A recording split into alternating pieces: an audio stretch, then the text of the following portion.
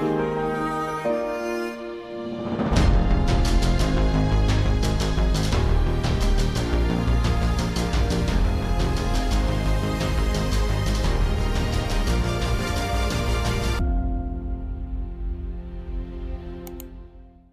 and gentlemen, welcome to today's episode of the Becoming CTO Secrets podcast. My name is Philipp Deutscher, and I'm thrilled to introduce our guest today, Juha Ristolainen, the Chief Technology Officer at Upvest. Juha has over 25 years of experience in building and scaling digital products. He has been instrumental in driving technological innovation across various sectors, and at Upvest, he leads the development of their investment API, empowering financial institutions to seamlessly integrate investment products into their platforms. His mission is to bridge the gap between technology and business. Juha, it's a pleasure to have you with us today. Thank you, Philip. It's a pleasure to be here. Well, maybe you can tell us a little bit about yourself. So you are the CTO at Upvest. What is Upvest doing, and how come that you are now their CTO? Yeah, so at Upvest, we're on a mission to democratize access to investments. So basically, we want to enable 100 million new people to start saving up for the future via investing. So the way we do that is actually building a platform that can then cater to all these innovative players in the space like Revoluts and N26s and Lightyears and scalable capitals and whatever to provide easy access products to end users. So if we were to build just a single investment app, the user amount might be limited, but when we build a platform and can power dozens and dozens of these innovative startups, also bigger enterprise clients, we can actually achieve 100 million end users to start investing for the future. So that's what we're doing at Upvest. Okay, how big is the company? We're about 200 people right now, where we just raised more funding in our C series before Christmas, and we'll likely add another 100 people this year. Half of that is engineering and product, so we're about to go to 120 in engineering this year. So half the people are still building and scaling the product. And how big was the funding round? Can you disclose some information about the ticket size and the investors? I don't remember if we've published the numbers there, but it was a decent size round, and we had all the existing investors follow on, and then Head of Sophia leading with Sapphire. Okay, so mostly the already existing investors, they were increasing their investment. That's a good sign, actually. Yeah, exactly. They're really believers in the mission, and we have a great product market fit, and we're just about to start really scaling. Okay, very well. You said 200 people at the moment, and you would like to bring 100 more into the company. Where are they going to be located mostly? Yeah, so we're a Berlin-based company, so even now probably more than half of us are based in Berlin, but we are a hybrid remote company, so we have people all over Europe. We try to keep it within 4 hours of Berlin time zone just for logistical reasons, but we also have some people further away. We've also recently acquired our FCA license in the UK and setting up the UK as the London office as a second headquarters. I think we have a remote then some other roles that need to be more office presence, but we also don't mandate office presence. It's you do your work where you feel that you can do it best. So we also have a small hub in Tallinn, just because of my background at TransferWise, now Wise, and we've hired a lot of ex-colleagues from there. So we had a small a dozen people hub in Tallinn. So you're spending also the most of your time in Tallinn, or are you traveling to Berlin quite a lot? Yes, so I relocated myself to Tallinn about a year ago for personal reasons. It's closer to my family, which is in Finland. But yes, every few weeks we all go to Berlin in the management team. And also we encourage teams to get together every month, regardless of your location. Teams can get together in Berlin or future London for a team day. We have this week in Berlin in the company calendar as well, so that we get more face time for people. So we do still value the face-to-face interactions, even though engineering and product work can largely be done remotely. Okay, clear. Yeah, it makes total sense. But can you also help me a bit to understand, like, how is your company or your part of the organization structured? Like, how many teams are you leading? How many people are directly reporting to you? Maybe you can, I mean, every company is different, and especially in engineering, there are some patterns that some companies want to apply. I mean, I recall the Spotify engineering model, which was quite well known and used a couple of, how is the structure at Upvest? Yeah, so it's actually quite similar to the way we organized at Wise. So we build around autonomous product engineering teams.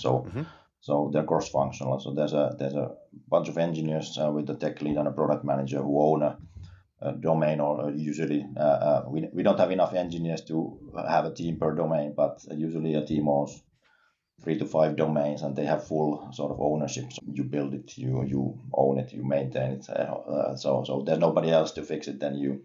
We have about 15 teams around this. When we got started, we really started from literally 0 lines of code. So we did a lot of whiteboarding, and then we didn't really know everything about the area yet. So we had to make some educated guesses, and we set out a bunch of teams around the core domains. I started building, and then learned over time. So in the beginning, we probably had a bit too wide of an organization, lots of smaller domains, and then last year we streamlined that a bit. So now we organize into 2 tribes. We call them tribes. It's basically just a group of teams that work in the shared context. So we have a brokerage tribe and a custody tribe, and then a platform tribe, which is a supporting tribe. But brokerage is more like everything that happens in real time in the system, and placing orders, all these kind of things. And then custody is everything that happens after the real time, all the reconciliations and reportings and all these kind of things. And obviously platform then owns and maintains infrastructure, provides a compute platform to product engineering teams to effectively focus on building business outcomes. And there's engineering enablement, infrastructure, all these kind of things. And also data is part of platform still, but probably will spin out at some point into its own thing. Okay. So there's 3 tribes, and they're led by a director of engineering. Those people report directly to me. There's also a chief of staff for engineering, just because to help us facilitate our sort of quarterly OKR rituals and all these kind of things. And then the directors have the tech leads, which are the team leads, as their direct reports. And the tech lead is sort of a tech lead manager role at Upvest. So we don't have separate engineering managers, but the tech lead manager is also the line manager of the engineers in the team. So we try to keep it relatively flat, and don't want to add layers just for the sake of it. But if I understood you correctly, you also want to have the engineering teams be autonomous. So they're also cross-functional. So they decide what kind of expertise and different skill sets they need, and then they're responsible for getting this skill set. Yes, but to be honest, I mean, we're building a platform which is provided by an API. So most engineers are backend engineers building microservices with Go, using Postgres and Kafka and the like. So we do have some analysts and people like that in some teams starting to be there, and there's only a few teams that are full stack. So as we've been live for a few years already, an operational investment firm, so our operations colleagues need tooling. So we build an internal web application that they do their work on, and now starting to also expand that back office functionality to clients. So there's a few full stack teams, so they need some front-end skills as well. But yes, they're in the position to figure out what kind of skills they need themselves. Okay, very well. We will get back to this at a later stage of the conversation, but first of all, maybe you can tell us a bit about your personal journey and especially your evolution as a CTO. Did you have a defining moment that steered you toward the CTO path? And if so, how did it reshape your career? No, I didn't have a single clear point where I said that this is what I want to do, but I consider myself lucky because my career is sort of a hobby turned into a career. So I'm a child of the 80s. I was born in 77, and I got my first computer at 1986. Ever since typing up some of these basic program listings from magazines back then into my Commodore 64 and getting a small game and then starting to tweak the numbers there and seeing things change on the screen. That was like magic to me, and I said that, okay, well, this is what I'm going to do with my life. So I always knew that this is the career I want, so I never had any problems figuring out what I need to study or what I want to do. So I think I'm lucky. I always enjoy building stuff and making stuff happen with technology. So. But it's great to hear. So with 9 years old, you already knew what you want to do in your life. Well, I knew that this is like magic. It seemed like magic, so I knew that I need to know and learn more. When I did that, it started to be clear that this is the future. And also now we are living in a really exciting times with this AI stuff happening. So, let's see where that takes us. But yeah, so I never had this one defining moment. But yeah, I spent the first part of my career as a developer. We used to call ourselves programmers, not developers or engineers back then. So yes.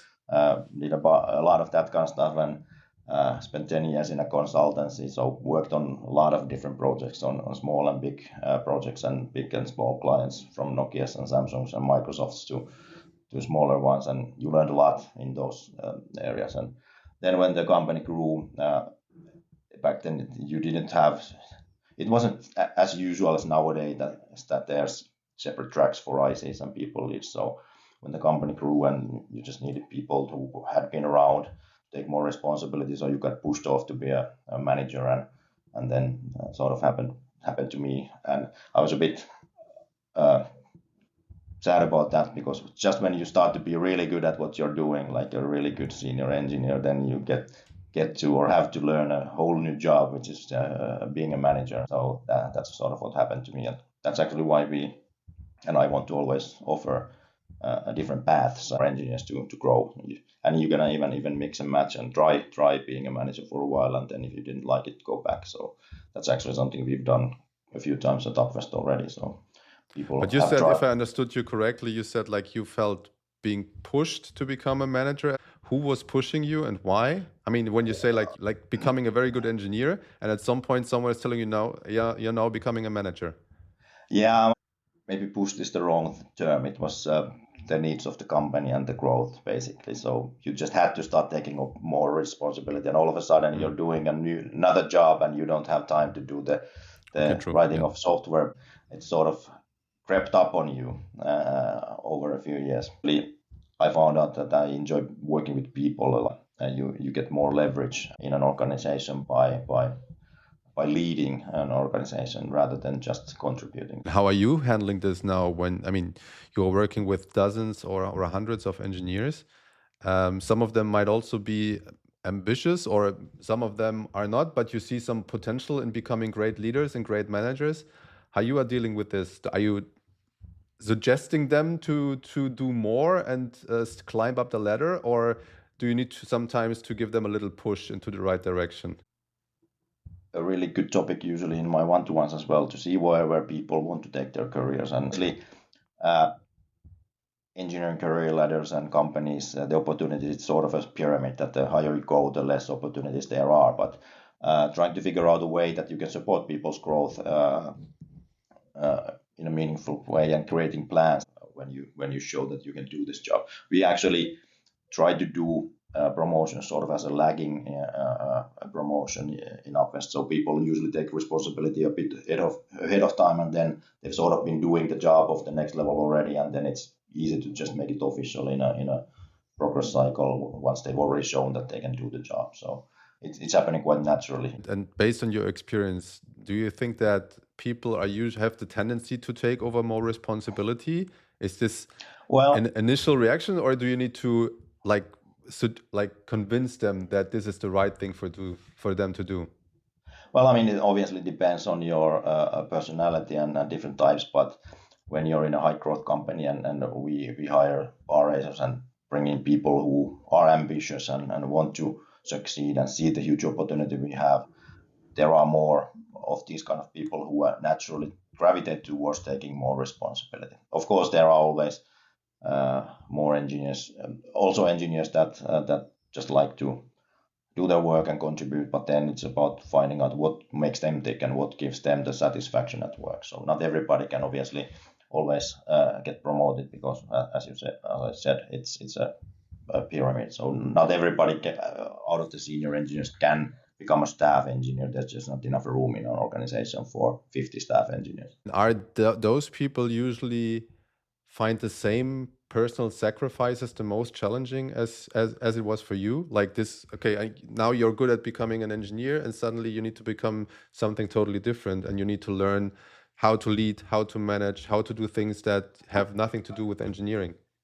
Yeah, I mean, and that's actually one of the things I've mentored and coached quite a lot of engineers in my time. And when I asked a lot of them, well, what do you want to be when you grow up? And they said CTO, and I said, actually, do you really? Because if you're really good at technology right now, and actually the thing that you are describing to me sounds more like a architect or somebody who's a senior IC who still is super hands-on in technology, and so yeah, CTO is really a business role, for example. So it's not about technology; it's about using technology to achieve business outcomes.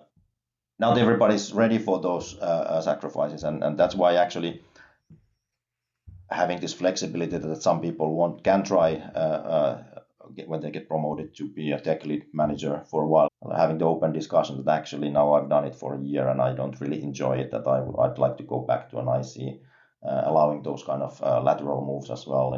It's important to keep people Does this happy. work well for them? I mean, I heard from so many people who tried becoming a manager or a leader, and then after a year or two, they realized, okay, they would like to go back. They felt like this way back is way harder than the way pivoting to a managing role. Could be potentially, but at Upvest it's actually worked well. I've had already a few cases in my engineering teams. In the early days when we had to grow a lot, we had a year where we added 50 engineers. I had to sort of ask a few people, senior engineers, promoted them to tech lead managers, that can you help us and take care of this domain. We were sort of out of the water, and then we had more room to hire. They said that actually this I did it for the company and everything, but it's not what I really want to keep. Then just going back to the IC role, and they're still happy and contributing in the companies. Okay. At least here it's worked. Very well. I also assume that your early career experiences influence the way you lead the tech teams today, right? Yeah. And to what extent? So what were those early career experiences that you made that were so significant for you or influential that you still see them? Yeah, I mean, I'm from Finland originally, so the sort of Nordic culture is all about trust and transparency and autonomy, empowerment, and no bullshit really. So an environment, I spent 10 years in a consultancy where we were awarded a lot of awards, like best place to work in Europe many years in a row, because of the culture and the way people felt about the company and being a part of it. That really has impacted a lot of how I lead teams as well. So I'm much more of a sort of a servant leader. Like my job is to hire smart people, build the teams, put the structure in place, and show the direction, and then get out of the way. So basically, let the smart people do their work. I give them sort of the direction, and then maybe some boundary conditions that within these parameters you guys can figure it out. So that's really the basis of everything I do. So it's not top-down command and conquer style of leadership. Yeah, but I also assume there is a downside to this approach, right? Not everyone naturally feels comfortable with this Nordic culture. Maybe even Southern European countries with a different cultural experience and mindset. Do you see this as well, or do you see that usually you get along with people from all across Europe, all across the world? Or do we have some people or some cultures or some mindsets have more problem than others in getting along with the Nordic culture? Yeah, and this is a model that requires a certain critical mass of people who feel the same and people who are stepping up to the plate. Some engineers are the type that they just want to be told what to do and show clear instructions. So if you were in an organization like that, the style wouldn't work. But the way I built the engineering organization really from scratch. And now I've hired people who are a fit to this, and I've seen that work at places like Wise. We were like 70, 90 engineering teams already working in this model, and it was working really well. I mean, ultimately, there's no this is not rocket science. We're just building microservices and providing APIs. So it's ultimately all about people and people coming together to achieve their objectives. So yeah, it requires a certain mindset from engineers. Are you good in telling stories to your fellow engineers? I mean, especially I assume like when you're a CTO, you have war stories to tell, like critical situations in the past, significant setbacks, failures, and so on. It's like, do you have like can you share some such a failure that taught you a critical lesson in your journey? Let me see if I can think about it. But yes, storytelling is part of the job, and tell the story is actually one of our core values, making it easy for others. And especially in the early days when I was hiring personally most of the engineers as well, so really telling the story of why should you join Upvest and what are we doing and what is the opportunity and the way we want to build the company. I really enjoyed those kind of things. Nowadays, I don't have time or the opportunities to do that so much. But yes, with my direct reports group, we do a quarterly offsite as well, and usually dinner and drinks, and we share a lot of war stories around that. I don't know if I can remember any critical mistakes right now, but I mean, I've been a part of a failed startup in the past in the UK. Well, it didn't fail for technology or product, but we scrambled and we hired super fast. I ramped up a team of 15 engineers from zero, and at all the same time delivering the MVP in 9 months. So that was a breakneck speed, which in hindsight, probably burned out the whole team. So now I'm much more of a sustainable pace kind. Like it doesn't matter if you hire great people and then you burn them out. You have to find this sustainable pace of delivery. Yeah, absolutely correct. And I mean, and for you, how do you keep your passion for technology with the broader responsibilities of being a CTO? I heard from a lot of other CTOs, they feel it's quite difficult. Well, I don't find it difficult at all because, like I said, it's my passion. Like technology empowering the world and making life better for everybody. So I always follow and now that I've been an expat in Germany and now in Estonia where I don't speak the language so well, you don't watch TV at all. So I just watch a lot of conference talks all the time on YouTube and like soak up influences. And now it's a super exciting time with the breakneck speed of AI moving forward and this agentic AI and MCP servers, all these kind of things. So I always try to, because I haven't had a chance to really write code for a living for a long time, even though when we started this product, I wrote some of the early instrumentation stuff myself. But I do write code at home and dabble and experiment with a lot. Now with the AI tooling, it's 10 times more productive. You can validate things so much faster and get things done to at least some level. So it doesn't remove the need for thinking, but it allows you to think and experiment so much faster. What's your perspective on AI tools, specifically like Copilot and Cursor, which are on a mission to boost engineering productivity, efficiency, however you're calling it? How do you see this in general? Who is benefiting from this? Is it also the junior engineer, or is it mostly like the super senior who's becoming like a rock star now? I think juniors can benefit a lot from it. I'm just worried that if it impacts their actual learning. So if it's doing everything for you and you don't get the learnings that you get normally when you grow from a junior to a mid to a senior, and then if you're now a senior already and getting access to these tools, they're just like a way better hammer. So you still do the job that you were hired to do, but you can eliminate a lot of the toil out of it. So testing and all these kind of things, you get a lot of stuff done. So to me, it's a better tool. It gives you productivity boost, but it doesn't eliminate the need for engineers or thinking. And are you using them by yourself? I mean, Cursor and Copilot? Yes. So Copilot, we're a regulated financial services company, so security and all these kind of things, and especially data sovereignty is quite a big thing for us. So we had to go through vendor due diligence to allow these kind of tools inside the company. But yeah, in my personal life, I follow all these kind of things. There's so many incredible tools, Lovable, Bolt, Cursor. Claude is also really good that I use. I pay for by myself. So yeah, and there's every week there's a new one. So it's now it's actually a bit like the JavaScript framework years when every week there was a new framework. So no, true. I mean, I also heard that Cursor was raising quite a big investment round recently. I'm just asking myself, is like, are they going to win, or will it be those like more general LLMs and those tools like Claude, like ChatGPT?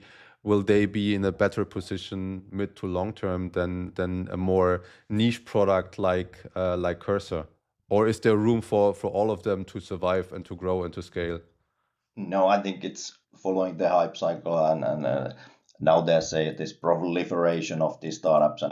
I would bet in a few years, 1 out of 10 is still viable, and there will be a lot of these that struggle to find the actual long-term paying customer base. So, but yeah, it'll be interesting. That it's always the same with any new technology. I spent a lot of time in blockchain and in the past as well. They had a hammer and they saw nails everywhere, so wanted to use blockchain for everything. So now in the AI tooling space, again, every week there's a new one, and probably not everyone can find the product market fit, and ultimately Claudes and these more general ones might become good enough for general use cases, but then also these more niche and focused models for particular use cases might start to crop up and prevail in certain functions way better.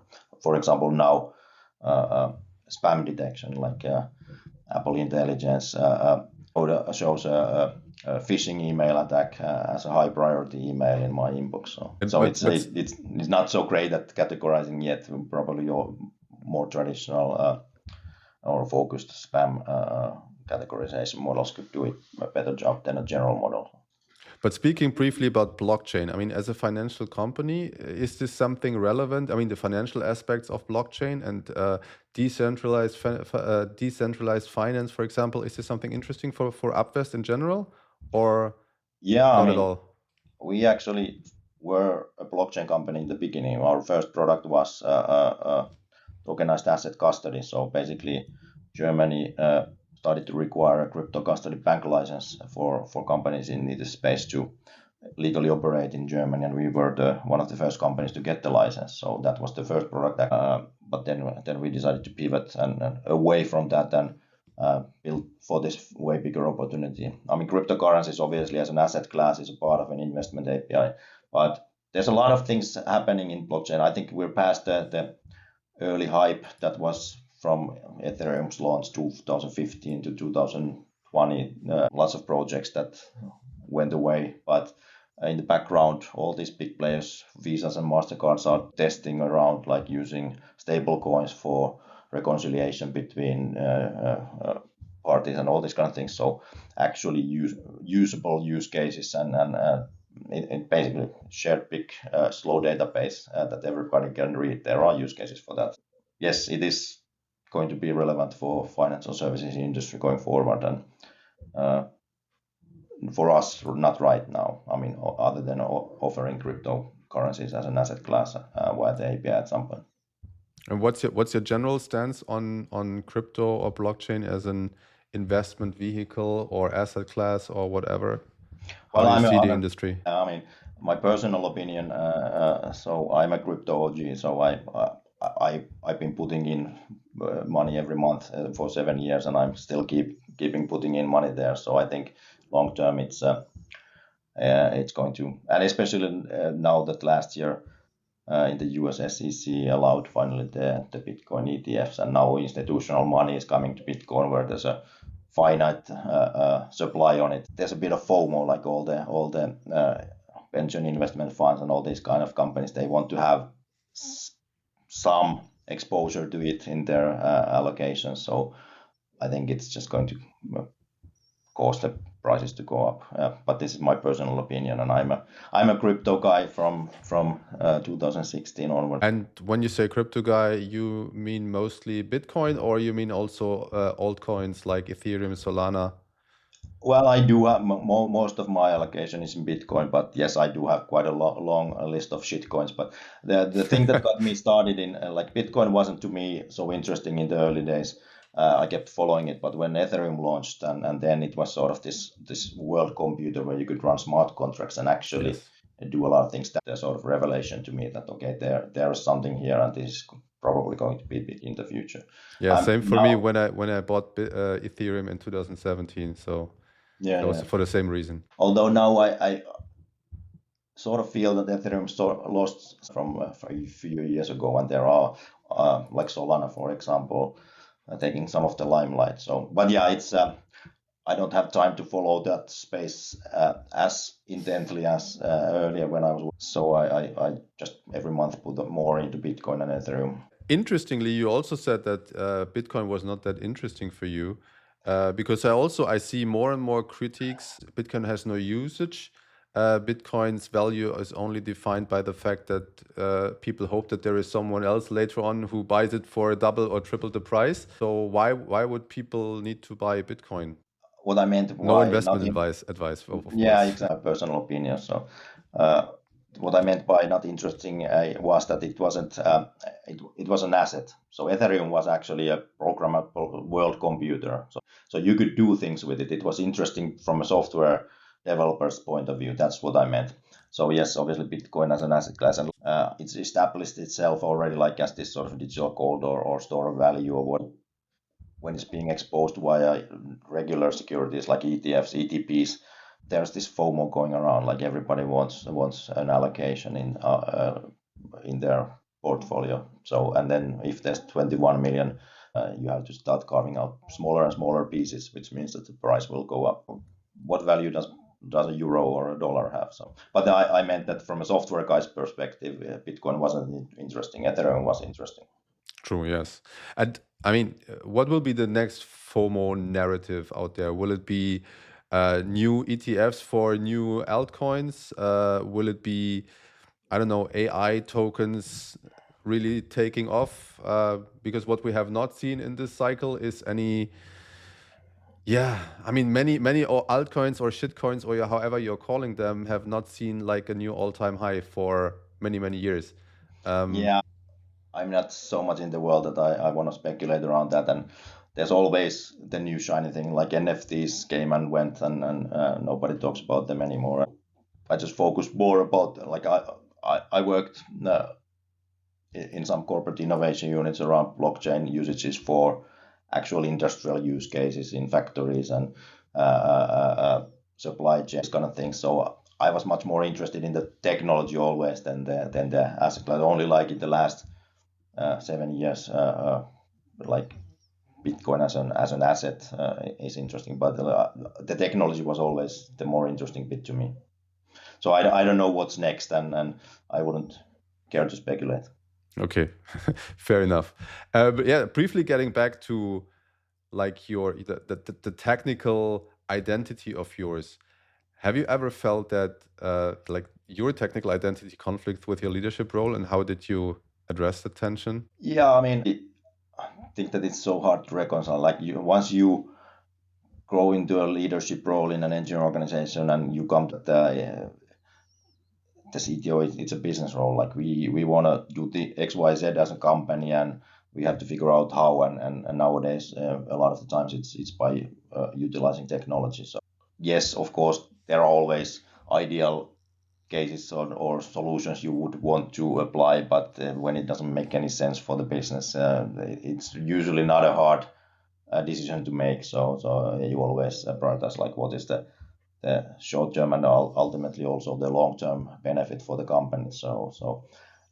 Then you do all your experimenting and using of the shiny new tools in your other projects outside of work. Okay, do you see yourself very often in situations where you're biased because of very long ago experiences, and then suddenly you need to turn your opinion back? Yeah, I mean, of course, when it comes to architecture, when we started the high level architecture and the way we built things, I had to define and set out while I was hiring the teams. And it's always set of opinions that this is our opinion how we want to build things. Like we were building an event-driven architecture, so events as a first-class citizen, really utilizing Kafka and try to avoid synchronous calls and all these kind of things, instilling those in principles, and then making sure teams know. So after setting the initial high-level architecture and direction and what kind of things we value, the core engineering principles, not so much. Even now, we had a technical project about what do we do when we start to cater to enterprise clients and we need to upgrade our API gateway. We're using open source tool. I had a lot of opinions on that because I've been in the space and talked to all the vendors and at every conference for the last 3-4 years. So I had my personal opinions, and then there was a hook, one killer feature by one vendor that got me really interested in it. But ultimately, you have to empower and enable your team. So setting out a proof of concept research project led by one of my principals and giving them the requirements and also on actually what makes sense for the company. And we didn't end up actually, he gave me a recommendation which was against the thing that I thought that I wanted. But ultimately, they made a good case, and I decided against what my initial feeling was. So it's about what makes sense for the business. Yeah, and in your opinion, which is more crucial? So staying sharp on emerging technologies or cultivating a more strong leadership skill and transferring this into the company? I think leadership skills are crucial the higher up you go. So I don't know if you've read Patrick Lencioni, but he talks about this first team principle. So basically, my team is the executive management team and those peers, and engineering is my second team. So my job is to actually come together with my team and make sure that we can run the business. So leadership skills and business acumen and all these kind of things are much more important than knowing what's the latest trend. Obviously, good CTOs keep up with what's happening in the industry and know what kind of tools can drive outcomes, but it's way less important than actually knowing the business, how to drive a business, how to drive outcomes and lead people. Okay, but speaking about teams, what from your perspective are the most effective strategy that you have used to scale tech teams without compromise? I mean, in general, and then also without compromising quality or outcome. Yeah.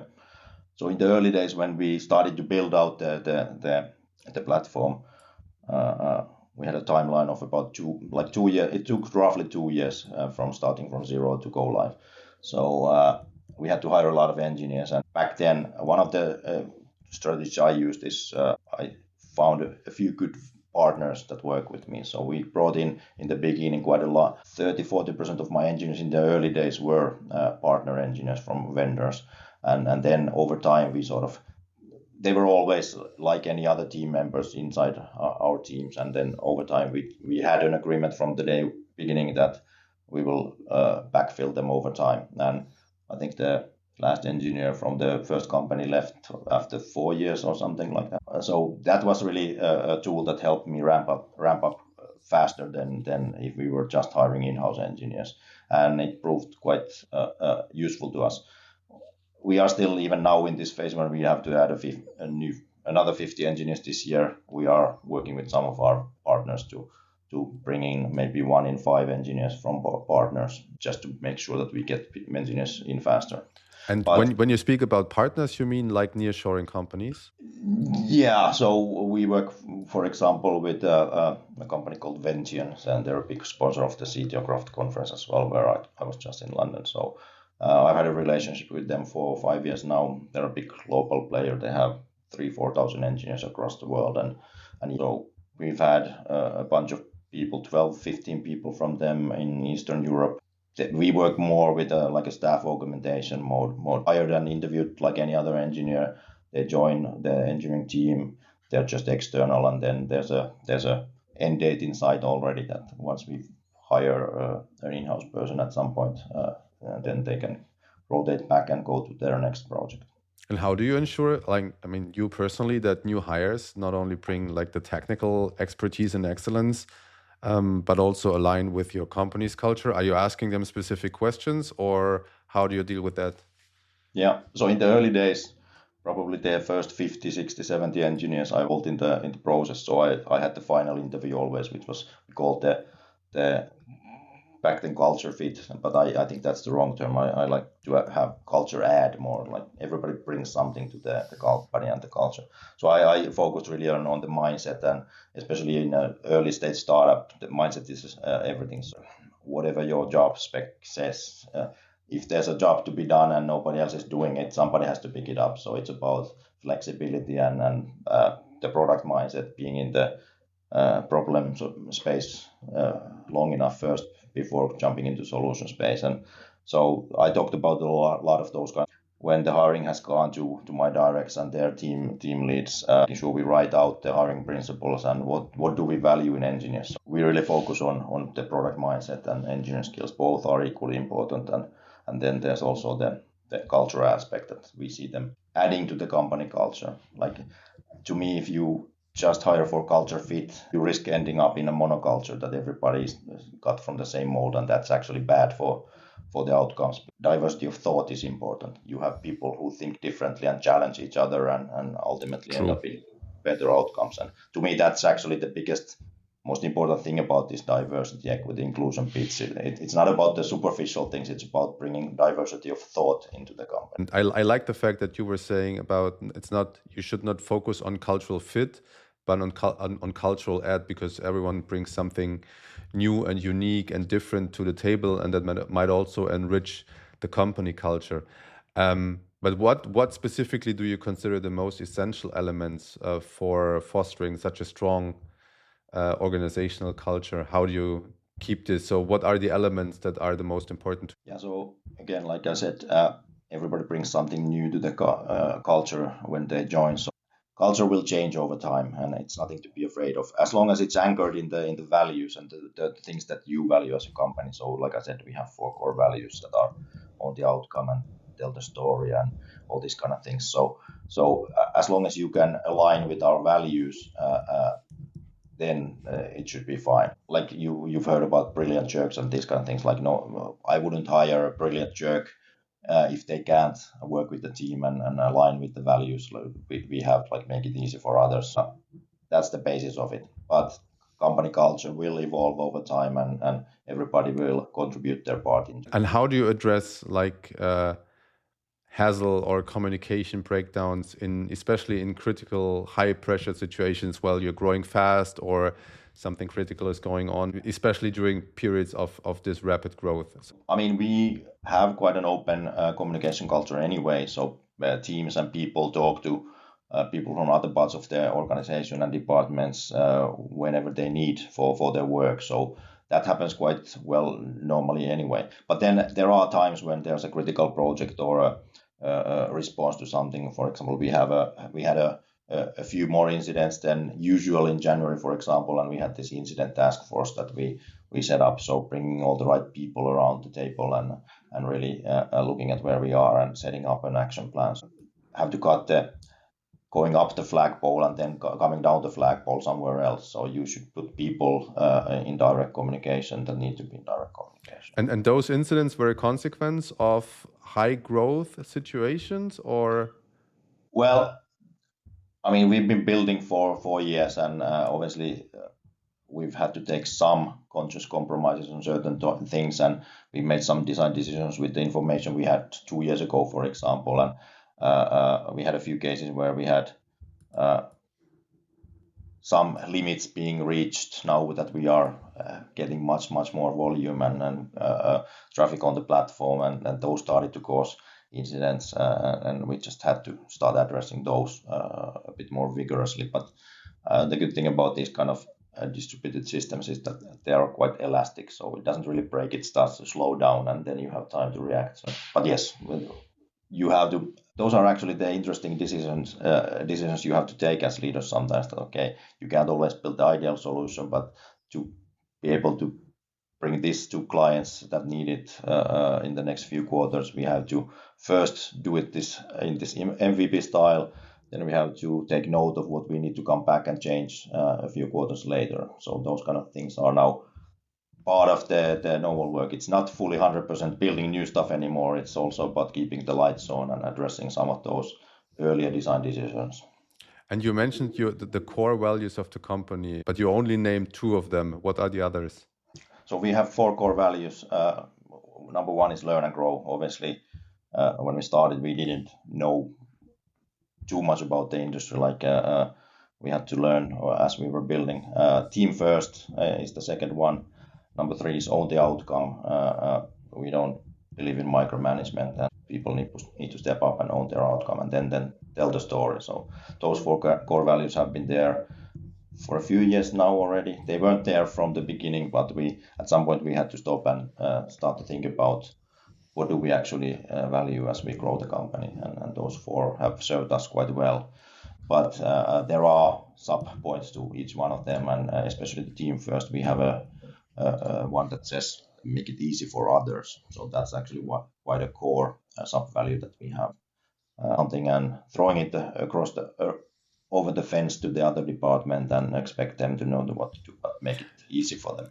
Yeah, you said something very interesting and very inspiring, because you said the culture changes over time, and that's okay as long as it's in line with the company values. Yeah.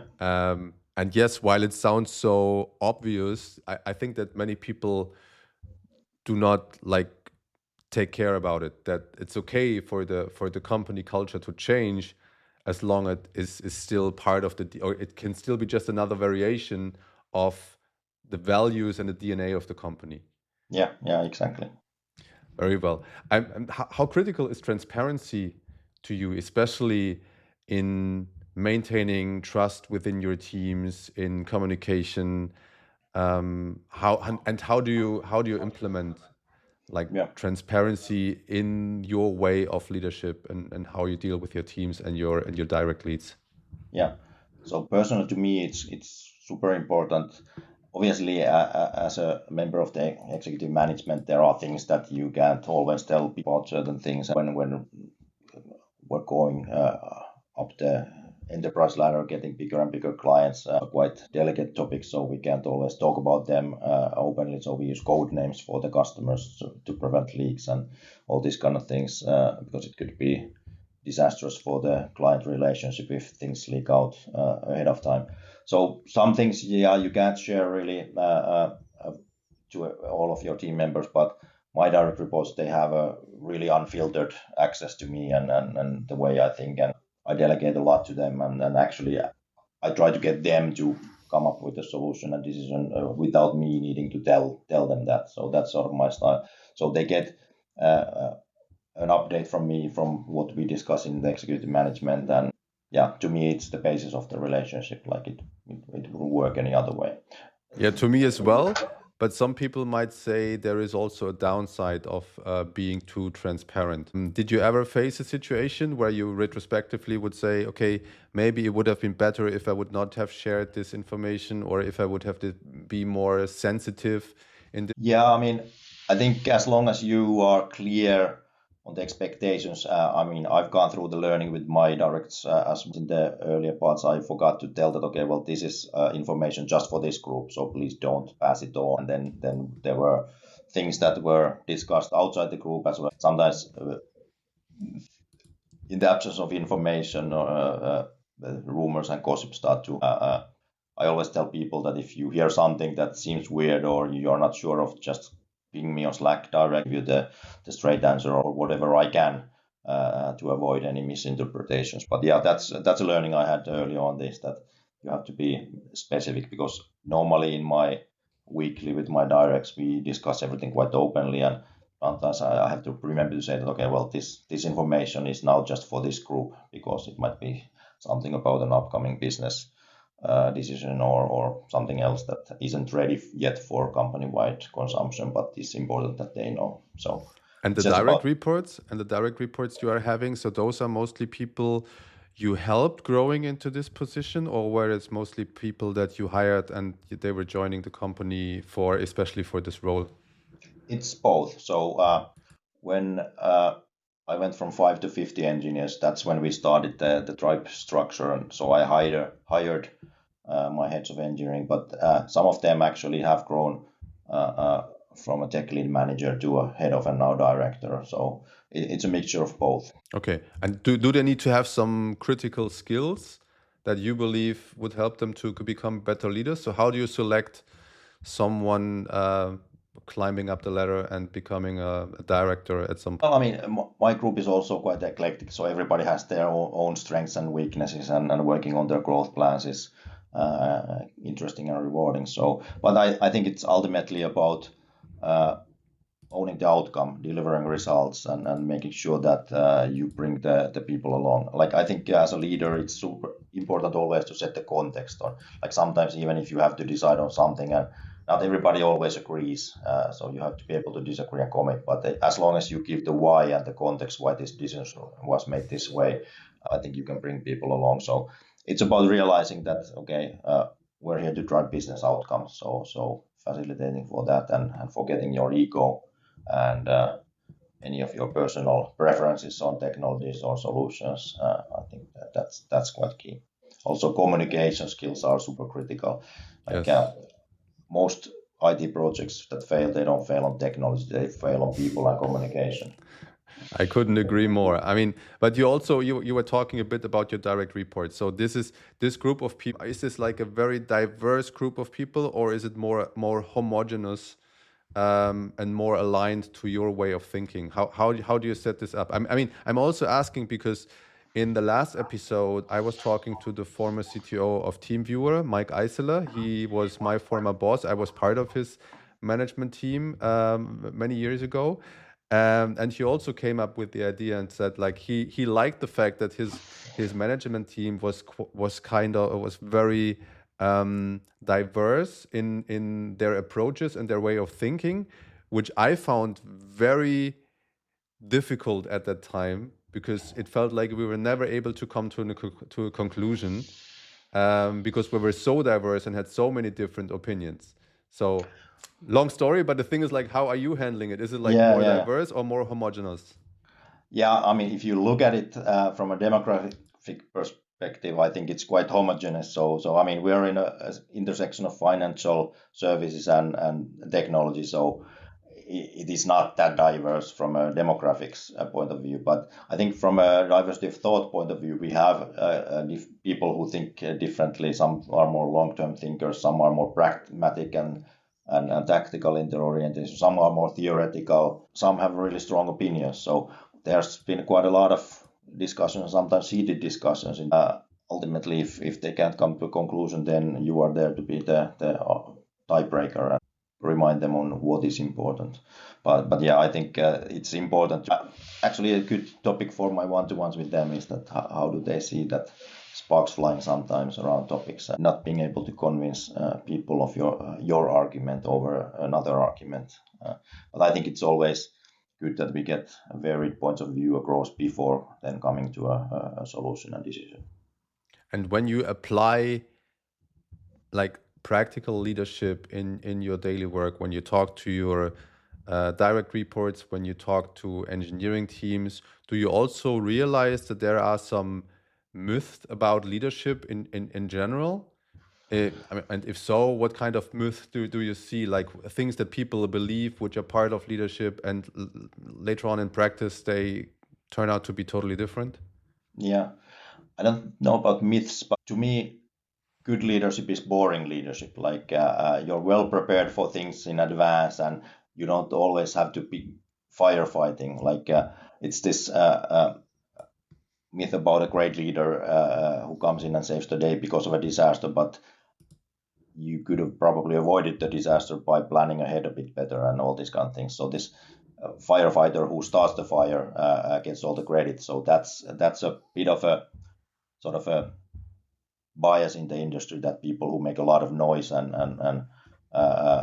tend to be seen as getting things done much more than actually when things are going smoothly and running smoothly. That's actually a sign of good leadership and you having been prepared. So I think that's one of my sort of things. I don't know if it's a myth, but I subscribe to this boring leadership. Okay.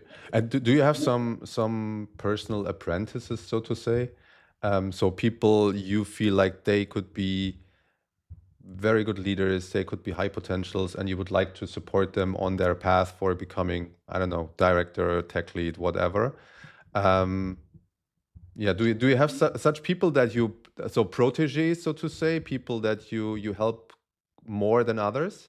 Not so much inside the company. Obviously, I want to grow all of my people, and they are all even the ones that I hired at head of. They are all of them promoted to directors already. Some of them have gone up 2 levels all the way to director.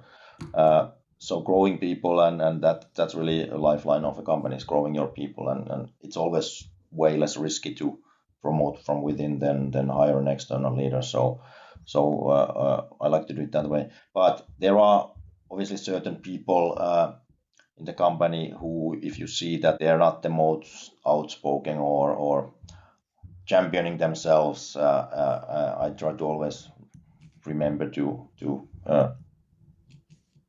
hold out for the little guy as well. Somebody who doesn't make noise, but is a good contributor. So not True. not to forget about them. I used to do more mentoring. I was early parts of my career. I was mentoring foreign exchange students, trying to integrate the Finnish work life as well, and those were actually always super rewarding jobs. But I haven't had a mentee for a while now. Okay, and is there a way for you how to measure the success of leadership initiatives? I mean, or you mentoring someone? How do you measure the success? If is this even possible?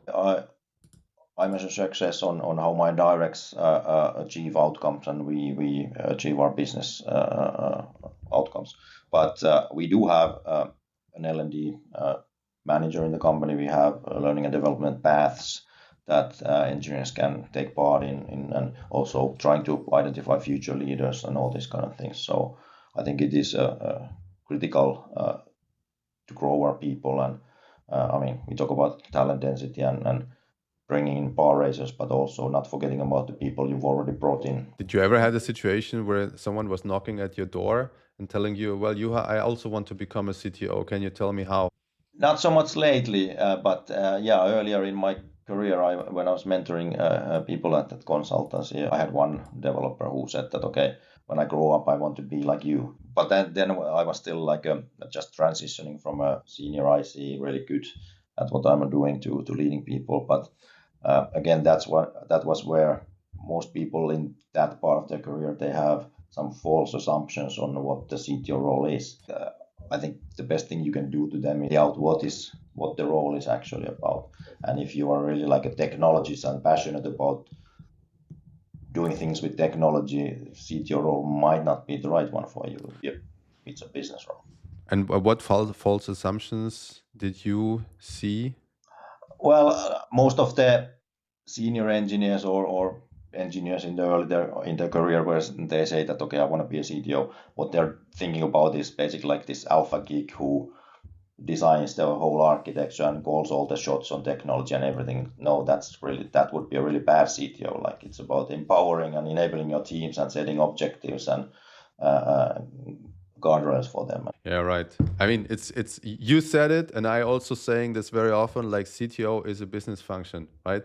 So of course, if you're having a tech background, that might help. And I would also say the best CTOs definitely have a tech background and started as engineers. But there are also CTOs out there who never coded by themselves, and some of them are also good CTOs. So it's not like you can only become a CTO when you were like a brilliant engineer. Yeah, I mean, I think it helps in the way where, especially if you're building organization from scratch, when they know that you've done the job, and it's easier for you to gain their trust because they know that you have experience and you've gone through what they are going through. But it's not a absolute must-have, and you can be an effective CTO without having that background. Obviously, Absolutely. then you have to figure out your ways of how to talk with engineers on their level as well. And is there a counterintuitive piece of advice you would give someone aspiring to become a CTO? Something they would not expect? No, like I said, I don't think it's counterintuitive, but yeah, I think the higher up you go, you have to really have business skills and people skills. That's the more important part than the technology skills. And in general, what personal qualities differentiates like a great CTO from a merely good one? You have to know your stuff, but I think having the strategic eye out, but also realizing the practicalities on the ground. So you have to be able to know what kind of compromises to take and what brings you the most value now and then doesn't sink you in 5 years as well. So you have to always walk that tightrope between long-term and short-term delivering of value. So it doesn't make sense if you always keep taking the short-term decision and then in 5 years' time you have to scrap everything you've done and start over again. So I think having that long-term vision and being able to effectively communicate that to your stakeholders and peers, it's super important. True. And are there any other common pitfalls? So those emerging tech leaders should be wary of when transitioning from the individual role to executive?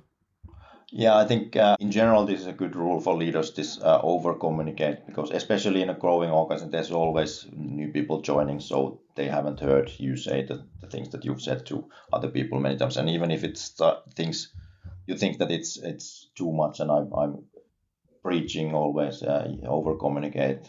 That's one of the keys, and especially over communicate to your stakeholders and make sure they know where things are going and what's happening and all these kind of things. Yeah, true. I mean, as you said before, as a CTO, you need to be boring, right? And over communicating the same stuff again and again. So that it might be boring for some people, but it's still essential. So as you said, new people are joining the company all the time, and they never heard what you told like 6 months ago. Yeah, exactly. If you could go back in time, what one piece of advice would you give your younger self before becoming a CTO? Or would you say do everything as you did perfect? Yeah, I think usually when you're younger, people tend to be a bit more cocky. I know I was like just out of uni, you think you know everything. And I was also quite opinionated and things like that. So, and also like utilize your strengths and also use the tools available to you. So for example, coaching is a super helpful tool. So if you have access to a coach or somebody to spar with, those are super useful tools when you're going up your leadership journey. So we've had an executive coach, for example, facilitate in our management team for a while, not anymore, but last year. Those prove really useful. So use the tools and like don't think that you know everything yourself. Very well. And last question for today. Do you have like a saying or like a motivational quote which is very important to you because it defines who you are, it reminds yourself about what's important? Anything in your life that is defining the way you are? Yeah, again, I think it comes back to my Nordic background and the values there. So it's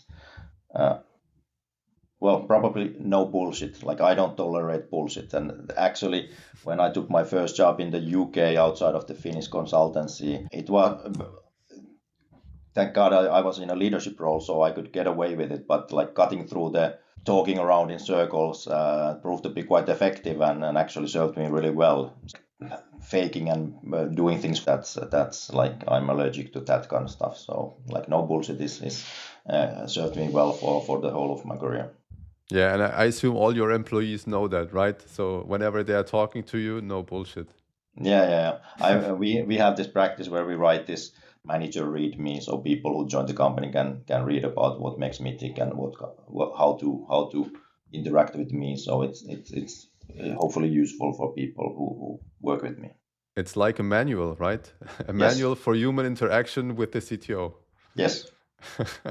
Very well. I like that. I like that. Juha, it was great talking to you. Thanks for the great conversation we had today. Thanks for following my invitation. Thanks, and talk to you soon. All right. Thank you. And it was a pleasure. Thank you. Bye-bye. Bye-bye.